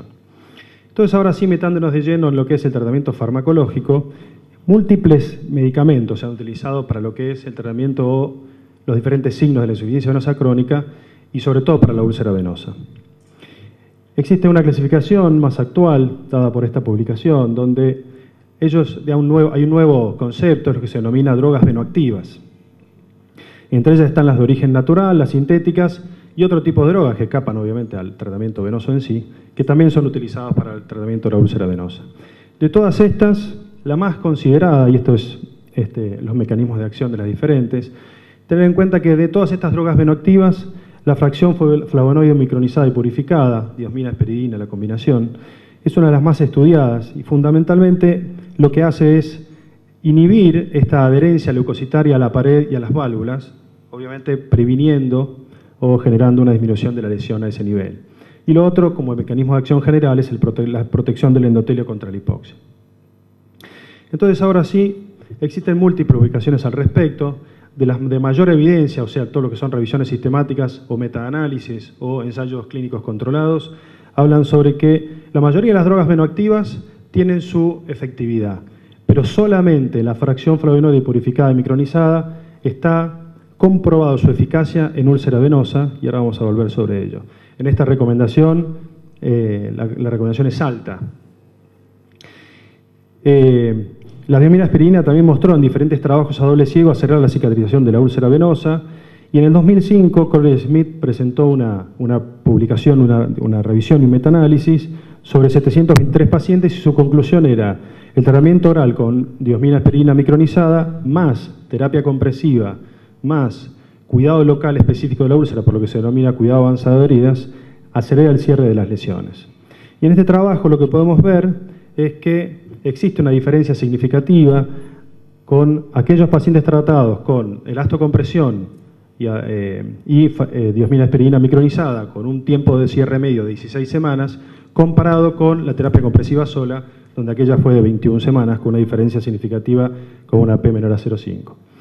Y lo otro es que se hacían algunas consideraciones en relación a algunos subgrupos, donde a los 6 meses había una chance de 32% de cerrar más rápido esa lesión que comparado con el grupo control. Y que había un subgrupo que eran los más beneficiados, que eran aquellos que tenían una lesión entre 5 y 10 centímetros y aquellos que tenían una lesión de larga duración entre los 6 y los 12 meses. Otra publicación también que hablaba específicamente sobre la pentoxifilina, ahora vamos a hablar un poquito sobre ella. 2 publicaciones o revisiones sobre la fracción flavonoide purificada y micronizada, donde también hablan sobre sus beneficios. Y finalmente, algunos hablan sobre la prostaglandina E1 en forma endovenosa, con internaciones de corta estadía para los diferentes pacientes, y algunas consideraciones también sobre los apósitos. En relación a la pentoxifilina, vamos a decir que es una xantina que tiene diferentes mecanismos de acción, que aumenta la deformidad del glóbulo rojo, disminuye la agregación plaquetaria, través de la cadena de la ADP, reduce los niveles de fibrinógeno, disminuye la adhesión leucocitaria al endotelio y su posterior activación, disminuye la producción de los radicales libres y finalmente la liberación de enzimas lisosomales, con lo cual tiene, más allá de su acción hemorreológica, cierta acción antiinflamatoria. Entonces, ahora sí, ¿cómo está basado su uso? ¿De dónde sacamos nosotros que puede usarse pentoxifilina en el tratamiento de la úlcera venosa? Hay unas guías de práctica que fueron publicadas en el año 2011 en conjunto en lo que es el American Venous Forum con la Sociedad de Cirugía Vascular Americana de Estados Unidos, y se sacaron un total de 14 guías de práctica, y entre ellas la guía de práctica número 8, a los apartados 1 y 2, habla específicamente sobre el tratamiento oral y dice que todas las drogas venoactivas sirven para el tratamiento de los síntomas de la insuficiencia venosa crónica, con un grado de recomendación un poquito más bajo de lo que habíamos visto antes en relación a la fracción flavonoide purificada y micronizada, que es un grado 2B. Mientras que sí sirve para el tratamiento de la úlcera venosa las dos drogas que está más comprobado que sirven, que son la pentoxifilina y la diosminasperina micronizada. También da lo mismo algunas directrices del American College of Phlebology con una recomendación de un protocolo de acción donde incluyen el tratamiento de la pentoxifilina. Y finalmente, la publicación creo más importante en relación a esto, que está dada por la colaboración Cochrane, donde se hizo un trabajo donde se dice, bueno, el tratamiento principal es la terapia de compresión. Y lo que había que evaluar era si servía o no combinarlo con la pentoxifilina. Y ellos habían hecho ya una revisión hacía 4 o 5 años anteriores y no identificaron ningún trabajo nuevo durante ese lapso de tiempo en relación a la pentoxifilina. Se incluyeron un total de 12 ensayos controlados con una calidad que era variable en relación a los diferentes trabajos. Y los resultados principales fueron que es más eficaz tratarla con pentoxifilina que no darle nada, que la pentoxifilina combinada con terapia de compresión es más eficaz que la terapia de compresión combinada con el placebo, y que también la pentoxifilina sola es más eficaz que el placebo que no tengan tratamiento los pacientes. Y también lo que vieron en este trabajo fue que eran muy frecuentes los efectos adversos, también lo fueron en el grupo placebo y tiene que ver con el grupo de pacientes que tratan, y aproximadamente el 70% de ellos fueron de tipo gastrointestinal. Entonces, como conclusión en relación a toda esta revisión, es que la pentoxifilina es un complemento eficaz de la terapia de compresión para el tratamiento de la úlcera venosa e incluso podría ser eficaz en ausencia de compresión. Aquellos pacientes que tienen una úlcera venosa que no toleran el vendaje, o que se lo sacan, o que no lo quieren usar, obviamente la opción de la pentoxifilina es muy válida. Y que la mayoría de los efectos adversos fueron gastrointestinales y frecuentes. Y otra de las cosas que había que considerar es la dosis habitual, que se recomienda en todos lados, es de 400 miligramos por día, 3 veces por día, y en un trabajo publicado por Falanga, lo que vio es que aumentando la dosis a 800 miligramos por día, el tiempo medio de la curación se redujo. Era de 100 días para el grupo control, de 83 días para el grupo tratado con 400 miligramos de pentoxifilina y de 71 días para el grupo tratado con 800 miligramos. Y también los efectos adversos vieron que eran frecuentes en estos casos. Pero esto para ver que no solamente en la bibliografía americana existe publicaciones al respecto, y esto es una Conferencia Nacional de Consenso sobre Úlcera de Extremidad Inferior de España, donde participaron el Grupo Nacional de Estudio de Úlceras por Presión y Heridas Crónicas de ahí, la Sociedad de Angiología y Cirugía Vascular de España también, y entre ellos en estas guías en esta conferencia se da también lo mismo, con una evidencia un poquito más alta de la que vimos recién y un grado de recomendación A, el uso de pentoxifilina, pero en dosis de 600 miligramos, 24 horas, o sea que es un poquito más baja de lo que hemos visto, y también de la diosminasperina micronizada de 1000 miligramos por día. Y para que no quedarnos también solamente con los americanos y los españoles, el grupo de cicatrización de heridas de Australia y de Nueva Zelanda, junto con el Colegio de Flebología, también hicieron algunas guías de práctica, y estas guías de práctica hablan lo mismo. La recomendación es que la pentoxifilina es un agente reumatológico que aumenta la circulación sanguínea y la oxigenación de los tejidos y que provoca una disminución de la viscosidad de la sangre, agregación de las plaquetas y los niveles de fibrinógeno.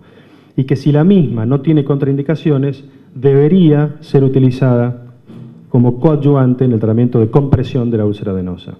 si el paciente va a recibir algún tipo de tratamiento odontológico o de alguna cirugía mayor, nosotros tenemos que avisarle, que él mismo le avise al médico que lo va a tratar, que está tomando esta medicación y tenga que ser suspendida posiblemente. Y después, estos dos medicamentos a mí me pareció lo más importante a traer, pero también hay que tener en cuenta que hay otros medicamentos que han sido utilizados y estudiados en relación al tratamiento de la úlcera venosa. Y entre ellos uno es la aspirina. Es muy frecuente de ver, digamos, sobre todo por la combinación de patologías, que nuestros pacientes que tienen úlceras venosas también estén tratados con aspirina. En este estudio es un estudio prospectivo randomizado que tenía un grupo control para comparación sobre 78 pacientes con una úlcera de un diámetro mayor a 2 centímetros y los pacientes tenían una edad media de 60 años. Se hicieron dos grupos, uno de terapia de compresión más aspirina y el otro placebo más compresión. Y se hizo un análisis de sobrevida de Kaplan y Meyer y las conclusiones fueron que el grupo tratado con aspirina cerró en 12 semanas. Uno diría, bueno, pero tratamos la otra que tenía 16 semanas, con lo cual la aspirina sirve mejor. La publicación en realidad es una sola, las otras que hay son pocas. Y lo otro es que el grupo de pacientes que trataron fueron de lesiones muy pequeñas, comparado con el grupo control que cerraron en 22 semanas. Con lo cual eso conforma un 46% de chances de aceleración de su cierre de la úlcera venosa. Lo otro es que existen publicaciones también con respecto a la aspirina en tratamiento de las lesiones, pero las mismas son muy viejas. Salvo la última, que es del año 2012, en el medio, por lo menos yo no pude encontrar ninguna otra. Y los resultados eran similares. Existe ahora, cuando uno, como dijo la doctora, la licenciada Correa, cuando uno tiene 7 pacientes de cada 10 que cierran, nos preocupan aquellos que esos 3 o 4 que no cierran con el tratamiento estándar. Entonces, la verdad es que uno empieza a buscar otro tipo de terapias para poder realizar el cierre. Este es un tratamiento, la doxiciclina es un antibiótico. En realidad no se sabe muy bien cuál es la acción específica sobre la úlcera venosa, más allá de su acción antimicrobiana, pero se hizo un trabajo comparando 10 pacientes con dosis bajas y 10 pacientes con dosis de 100 miligramos. Y específicamente las usaron en aquellos pacientes que escapaban al tratamiento de estándar y que lo llamaron heridas de difícil cicatrización o úlceras venosas que no cicatrizan. Y lo que vieron es que midiendo las diferentes, lo que hicieron es medir el área y también medir el fluido de las heridas, diferentes metaloproteinasas y también diferentes factores de necrosis, factor de necrosis tumoral. Y como conclusiones, ellos decían, la doxiciclina, si miramos 2 veces por día, puede mejorar la tasa de curación de úlceras venosas recalcitrantes. No hubo evidencia que este efecto se relacione con alteración o modificación de las metaloproteinasas, porque no había diferencia significativa en las mediciones, con el factor necrosis tumoral alfa y tampoco con los niveles bacterianos. Porque uno diría, bueno, tenía colonización crítica o estaba infectada, pero no tenía una gran repercusión clínica, entonces yo le daba el antibiótico y los pacientes mejoraban. Pero no tenía relación directa, con lo cual el mecanismo de acción se plantea como que este tipo de drogas tendría alguna acción de tipo antiinflamatoria a nivel local y que podría ser que una formulación tópica para elevar la cantidad de antibiótico, la concentración del antibiótico a nivel tópico pueda tener algún tipo de acción mejor. Y otro que lo traigo a colación también es que lo encontré, yo la verdad es que nunca lo he usado, es la surodexida. Esto es un anticoagulante, es una heparinoide que se utiliza en diferentes enfermedades de tipo arteriales, aterosclerosis cerebral, coronaria, periférica, etc. Se utiliza por vía intravenosa y también por vía oral. Y lo bueno es que la verdad que requiere pocos controles y que no tiene o tiene pocas reacciones adversas. Existen, la verdad es que varias publicaciones al respecto y distintas investigaciones han demostrado la seguridad y eficacia de la surodexida en una amplia gama de patologías, que parecería ser una opción favorable para el tratamiento de todas las etapas de la enfermedad venosa crónica y para la prevención de la progresión de la enfermedad. Y por último, que parecería también ser eficaz en el tratamiento de la úlcera venosa de la pierna, que produciría la curación más rápido en relación con el tratamiento estándar. Así que es algo que lo dejo también a discusión.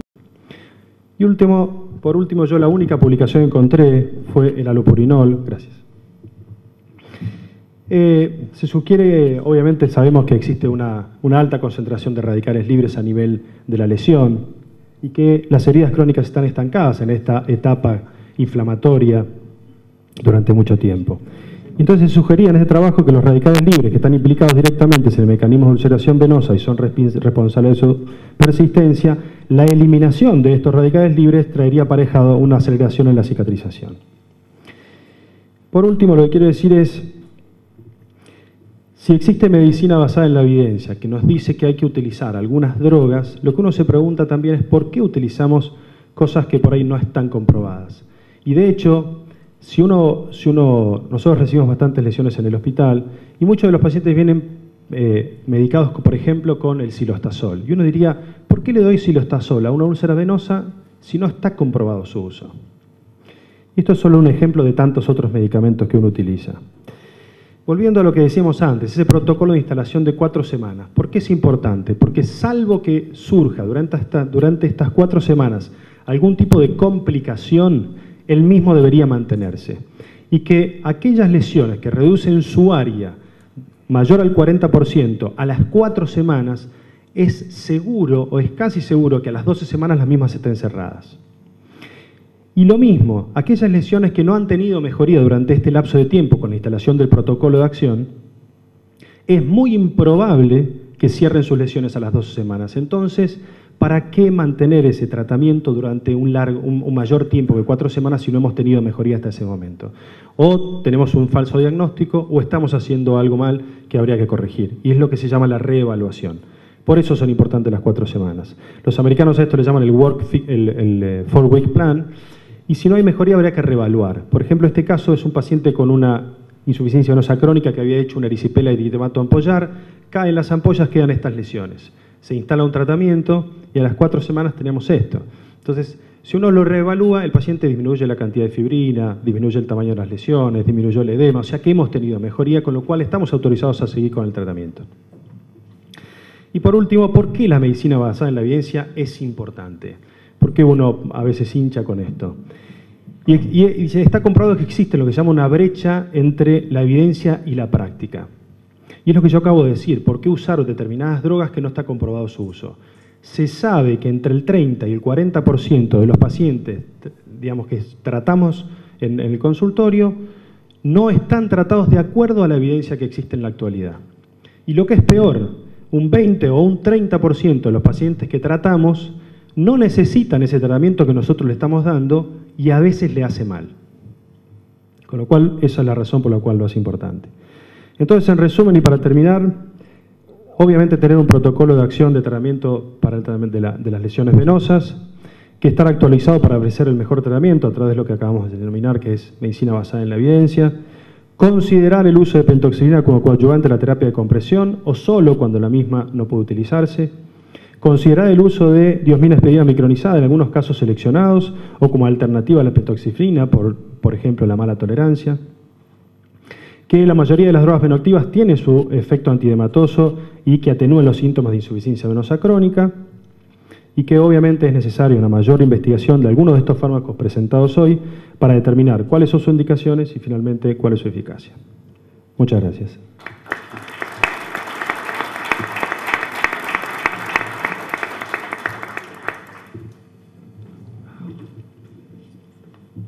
Bueno, es importante, después de haber escuchado la conversación, la charla dada por la licenciada Laura Correa y el doctor Santiago de Salas, que hay muchas cosas que primero hay que imaginárselas para poder llegar recién a poner un resultado. Porque hay muchas cosas que si uno no las imagina que pueden ser posibles, no comienza un camino, ¿no es cierto?, de investigación que va a llegar a dar un resultado. Así en la terapia génica, como parece realmente algo surrealista, si no hubiera una investigación importante, probablemente una imaginación de que se puede llegar a un objetivo, seguramente hubieran quedado en el camino todas esas investigaciones. Y lo otro que dice Santiago de Salas es el uso de muchos fármacos que evidentemente van demostrando su eficacia con el uso y la evidencia de que son realmente adecuados para nuestros pacientes. Ahora vamos a invitar al doctor Rubén Beletaz a que nos dé su exposición sobre medicina basada en la evidencia con el uso de pentoxifilina. Yo soy el doctor Beletaz, de la Clínica Colón de Mar del Plata. La presentación se va a orientar a la indicación de la pentoxifilina en la úlcera venosa, medicina basada en la evidencia. Vamos a empezar ahora un poquito de características farmacológicas. La pentoxifirina pertenece a las familias de la metilsantina, específicamente a la teobromina, que son alcaloides de origen vegetal derivados de la dioxipurina, que están estructuralmente relacionados con el ácido úrico. Les muestro su estructura clínica y su estructura molecular. Su mecanismo de acción, la acción farmacológica clásica de la pentoxifirina, conocida de su síntesis en 1963, es la relajación del músculo liso vascular periférico. Durante muchos años conocimos la droga por esta característica para la parte arterial. En base a esta propiedad produce modificaciones favorables de parámetros hemodinámicos en pacientes con déficit circulatorio periférico, incrementando el flujo y la oxigenación tisular. En avances actuales han permitido describir nuevos mecanismos de acción, cambios hemorreológicos a nivel de la microcirculación, que son los responsables de su indicación en el tratamiento de la úlcera venosa. Es importante como ítem que se hizo una reevaluación de la droga, cambiando de su indicación arterial, donde era superada por el silostazol, a su indicación en trastornos tróficos, específicamente la úlcera venosa. Donde va a actuar la pentoxifirina va a ser la unidad microcirculatoria, un esquema, y es una fotografía electrónica de lo que sería la unidad microcirculatoria, un capilar. En los capilares la sangre fluye de forma intermitente, en intervalos de segundos está regulada por lo que se llama fenómeno de vasomotilidad, que depende de la contracción y relajación de las metaarteriolas y esfínteres precapilares, determinado por la concentración y las necesidades de oxígeno. Modificaciones hemorreológicas, ¿a qué nos referimos? La reología es la rama de la física que estudia los factores que intervienen en el movimiento de los líquidos que son capaces de fluir. La reología aplicada a los materiales biológicos es lo que se conoce como bioreología. La hemorreología estudia las propiedades viscoelásticas del fluido hemático relacionadas con su desplazamiento en el interior del árbol vascular, que está determinado por distintos factores, como serían, tal vez lo más importante, el componente celular, los glóbulos rojos y los glóbulos blancos, el endotelio. La sangre es una suspensión concentrada de partículas deformables de diferentes tamaños y se va a comportar como un fluido no newtoniano. ¿Qué significa fluido no newtoniano? Es un fluido cuya viscosidad va a variar con la temperatura y la tensión de corte. No tienen valor de viscosidad constante, por lo tanto la viscosidad es inadecuada para describir su comportamiento mecánico. Y se caracterizan mejor por lo que se llama la tensión de corte, que resulta de las tensiones paralelas a la sección transversal del glóbulo rojo, por ejemplo. El potencial electroquinético, o sea, la carga eléctrica de las células superficiales, facilita la adhesión de las células circulantes y le otorgan tixotropía al fluido sanguíneo. Tixotropía es la propiedad de esos fluidos no newtonianos de disminuir su viscosidad cuando se someten a las fuerzas de corte. Los hematíes constituyen más del 40% del volumen circulante, tienen participación activa en la circulación, porque son anucleados y deformables, tiene una deformabilidad intrínseca que va a depender específicamente de la estructura físico-química de la membrana celular y está regulada por una serie de factores bioquímicos reguladores. La membrana eritrocitaria es una estructura compleja, tiene un elevado nivel de especialización y eso determina su comportamiento reológico. Tan importante que las lesiones de la membrana modifican su deformabilidad celular y conducen a la destrucción o la lisis del glóbulo rojo. Una suspensión de hematíes con una fracción globular superior al 98% se comporta como un fluido por un movimiento de rotación permanente de la membrana alrededor del citoplasma. Es lo que Smith denomina el movimiento de oruga de tanque, que permite la transferencia de fuerzas del medio a la membrana del glóbulo rojo. Vemos los esquemas del glóbulo rojo, cómo se deforma para circular a nivel de la unidad microcirculatoria. También hay una reología de los glóbulos blancos. Por su menor deformabilidad y mayor tamaño, circulan en la periferia de los capilares, desplazadas hacia el endotelio, empujadas por lo que se denomina el roló o cilindro de glóbulos rojos apilados. Cuando hay un enlentecimiento de flujo, como produce la hipertensión venosa, cuando hay varices, se adhieren, migran a través del endotelio y posteriormente se activan, liberando sustancias quimiotáxicas que atraen y activan mayor número de leucocitos. El primero en activarse es el monocito porque es el más grande. Otra cosa importante es que en realidad la activación endotelial va a constituir el núcleo de la enfermedad. Ante una hipertensión venosa ambulatoria más de 90 milímetros de mercurio se produce hipoxia y el shear state en la unidad microcirculatoria. Eso lleva a la marginación y el RORI de los leucocitos. Se activan células endoteliales, expresan moléculas que vamos a conocer como selectinas, que está la selectina E del endotelio y la de los leucocitos, la selectina L, ¿Qué son las selectinas? Son glucoproteínas que determinan la selectividad del asentamiento de los glóbulos blancos en distintos órganos y tejidos. En segundo paso se adhieren y migran al espacio extracelular, y esto es lo que se conoce como secuestro leucocitario, y ahí intervienen otras glucoproteínas que vamos a conocerlas como las integrinas, que su función es la unión de la célula, por un lado con la matriz extracelular, y unión célula-célula. Son dímeros constituidos por dos tipos de cadenas, alfa y beta, que se combinan de distintas maneras y se pueden describir hasta 24 tipos de integrinas. El extremo de cada cadena tiene una región de unión que se va a unir a un ligando específico o múltiple que se llama contrarreceptor. El tipo de beta de estas integrinas es la que nos interesa en este momento por la actividad de la pentoxifilina sobre los glóbulos blancos. Estas integrinas, las más conocidas, el antígeno 1 de función leucocitaria, antígenos presentes en los macrófagos, antígeno 4 presentes en los linfocitos. Los ligandos son el ICAM y el BCAM, que se encuentran en la superficie de células endoteliales. Otras integrinas beta se van a unir o van a producir el anclaje de las células a la matriz extracelular. Se unen específicamente a la fibrolectina y en menor medida a la minina, vitronectina, colágeno, etc.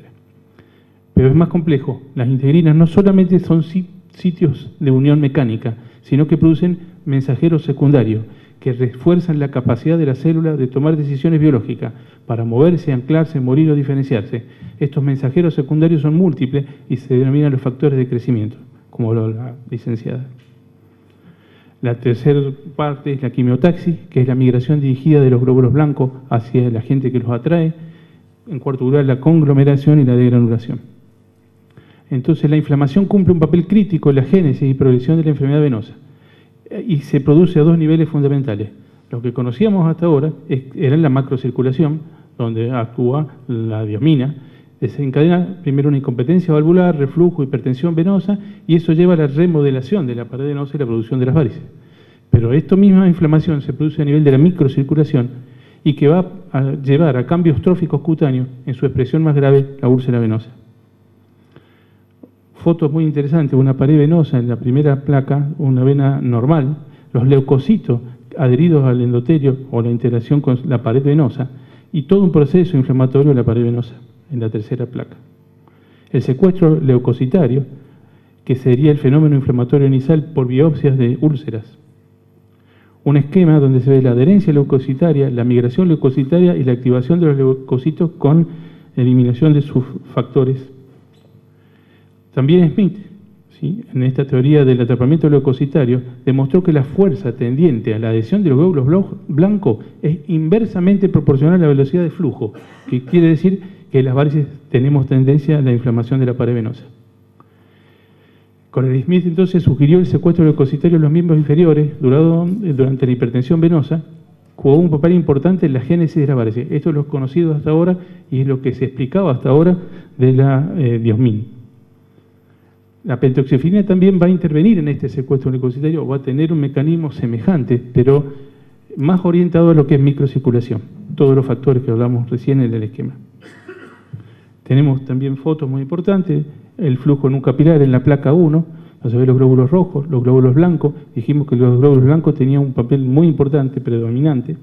En un individuo sano, si ustedes ven, eso sería un capilar por donde va circulando la sangre, los leucocitos están libres.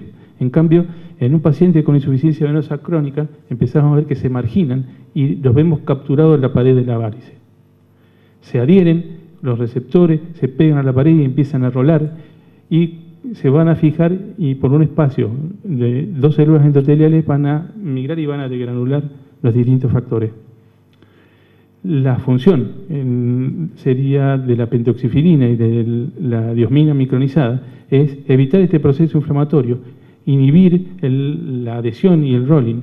En la primera placa vemos las válvulas llenas de glóbulos blancos inflamados y ante la acción de estas drogas empieza a disminuir la inflamación y a reconstituirse las válvulas venosas. Recién después de todo esto vamos a definir cuáles serían las acciones de la pentoxifilina. Va a incrementar la deformabilidad eritrocitaria, va a disminuir la agregación precaria y los niveles de fibrinógeno, estimula la fibrinólisis, disminuye la adhesión de leucocitos al endotelio, disminuye la activación, la degranulación y la migración de los leucocitos, disminuye la producción de radicales libres una vez que pasaron hacia el tejido celular y donde va a empezar la lesión celular. y tal vez de los factores más estudiados es el factor de necrosis tumoral en los leucocitos. También va a disminuir la liberación de enzimas lisosomales.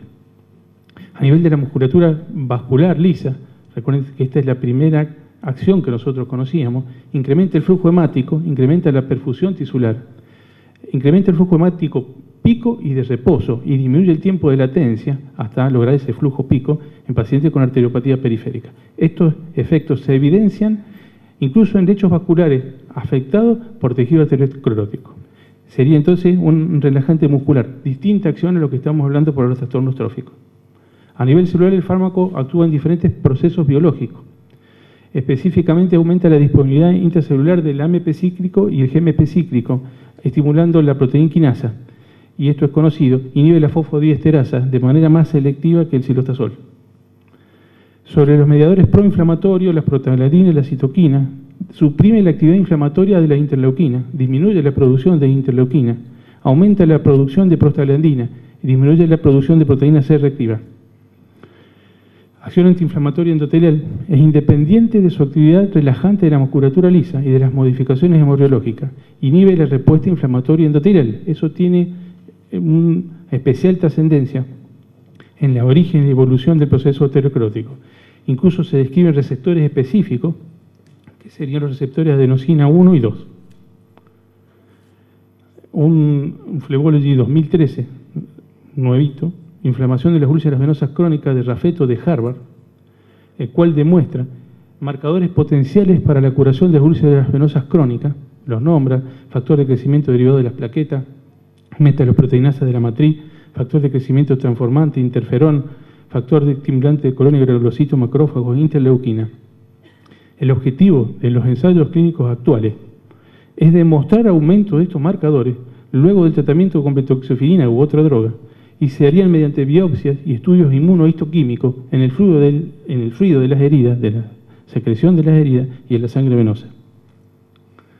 Entre las características farmacológicas se absorbe la pentoxifilina en forma oral, en forma rápida y casi completa, tiene una biodisponibilidad amplia entre un 20 y un 30%, una distribución amplia y el tiempo medio de distribución es de 2 horas. El metabolismo se realiza a partir de la oxidorreducción, especialmente en el hígado y el eritrocito.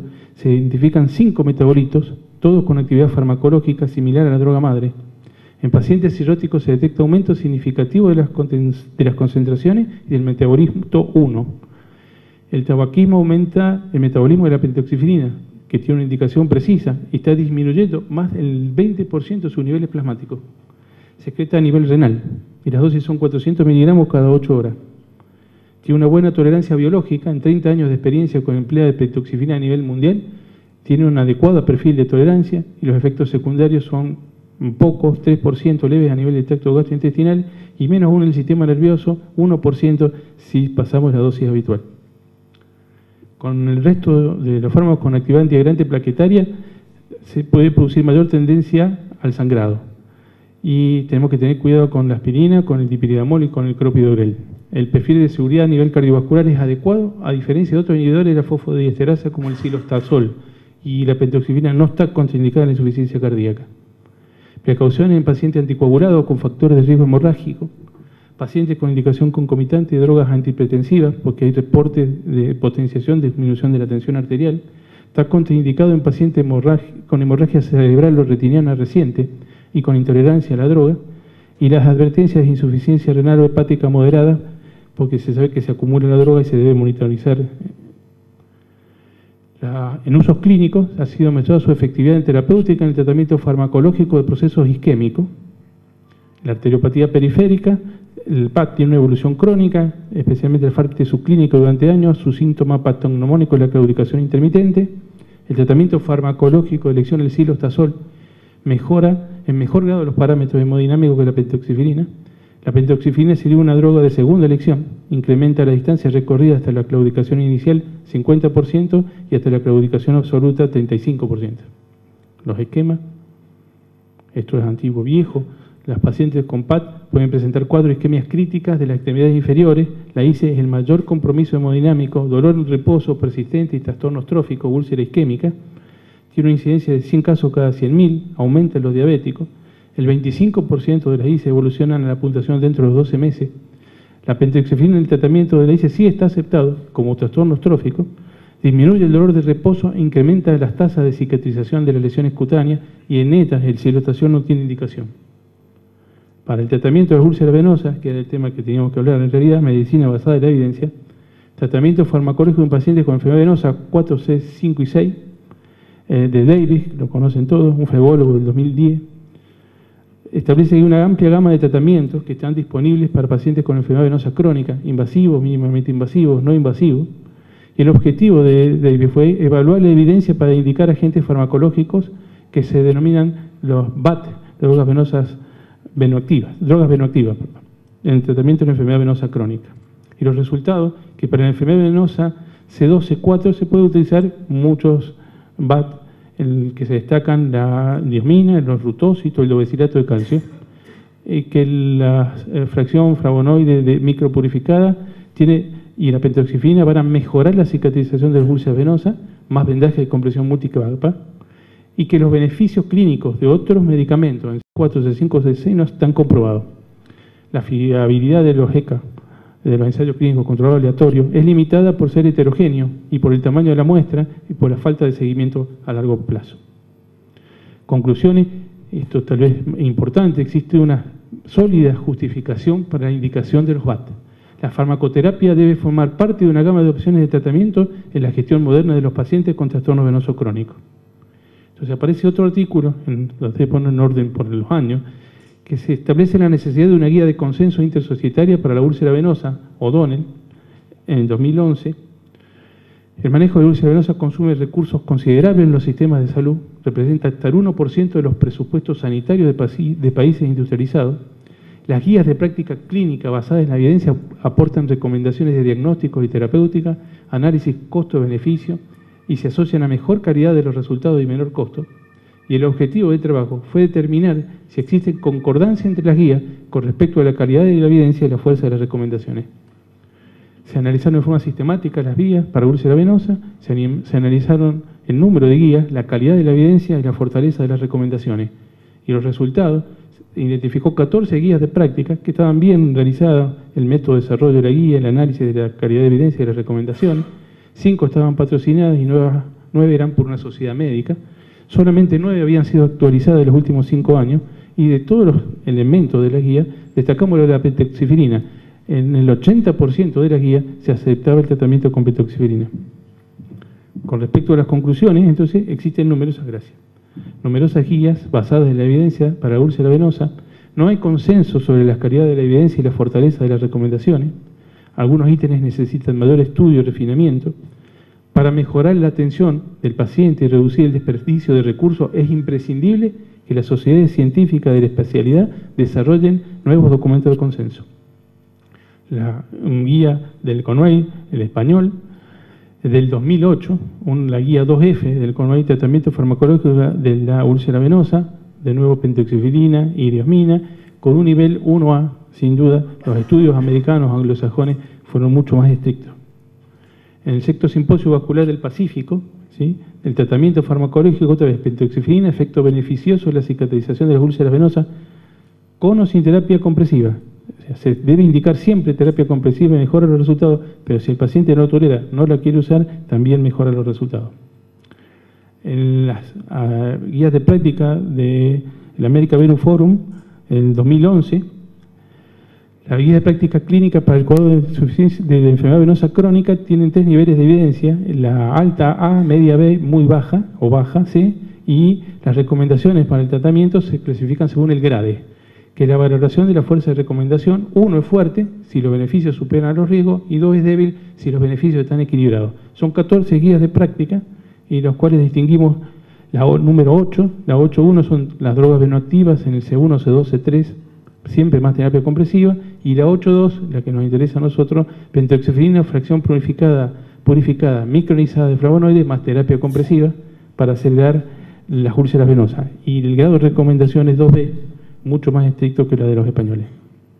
El American College, nivel de evidencia también 2B, la recomendación pentoxifenina oral 400 miligramos cada 8, y el trabajo madre, la última revisión, hay 5 revisiones, es de la Cochrane en el 2012, El gol estándar de tratamiento para aumentar las tasas de cicatrización de la úlcera venosa es el uso de la terapia compresiva. Algunas úlceras venosas permanecen sin cicatrizar y algunos pacientes no son adecuados o no aceptan la terapia compresiva.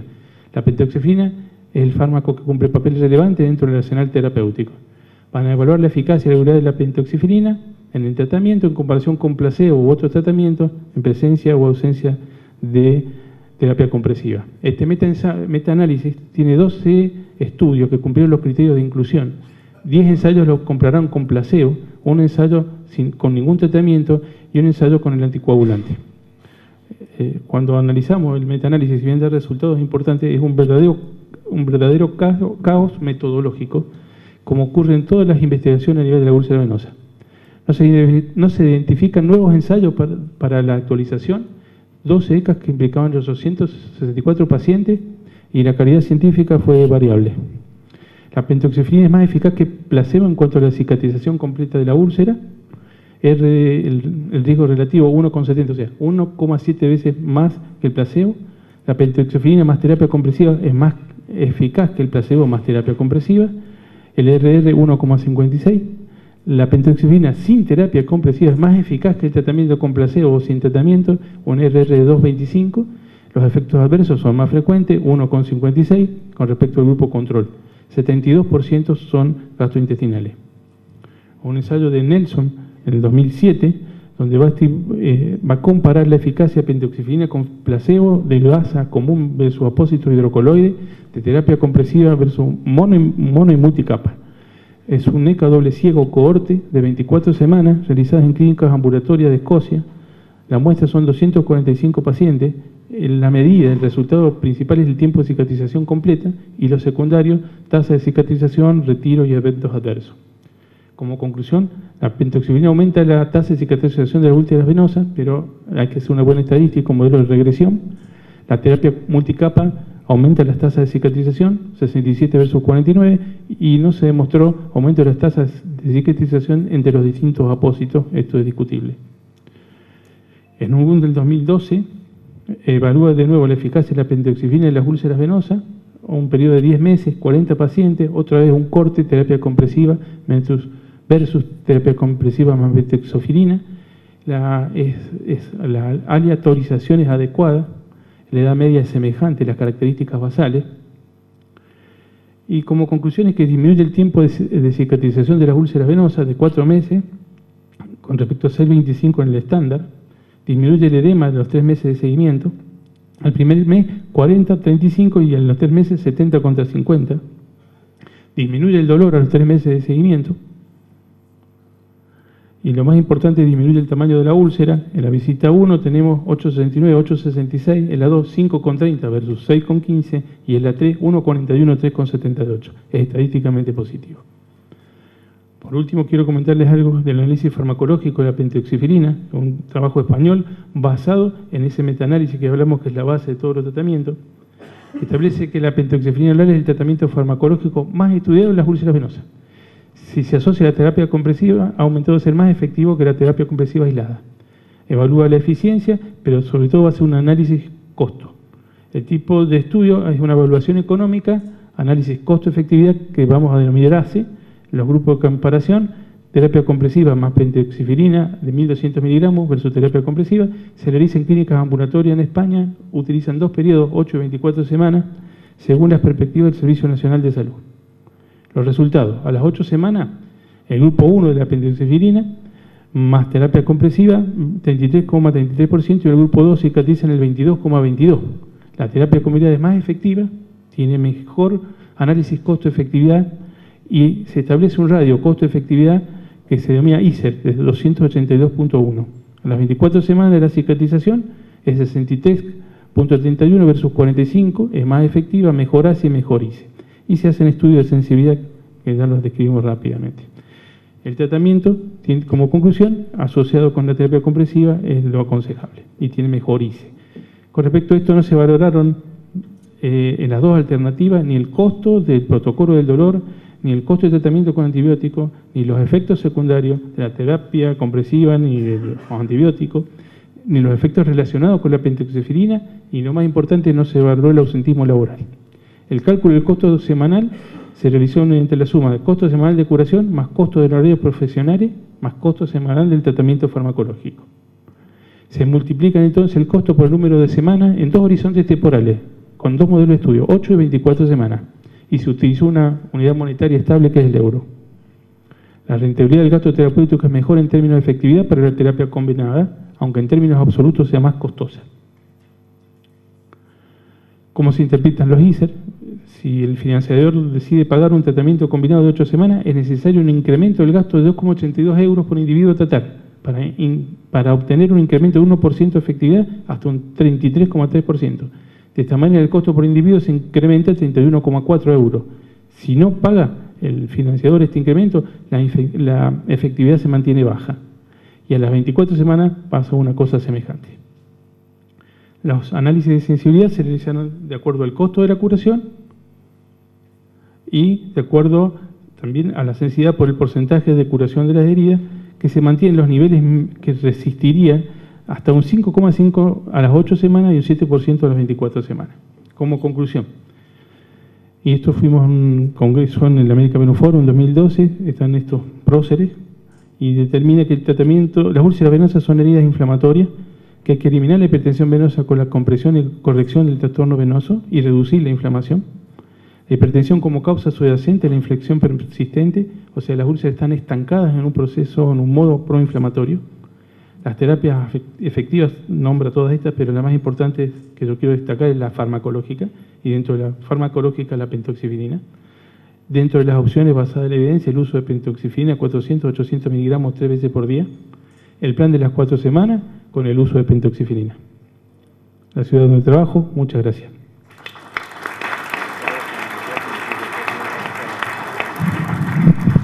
Bueno, invitamos a dar un pequeño receso, a tomar un café, a recuperar fuerzas y después continuamos con la parte final de la jornada.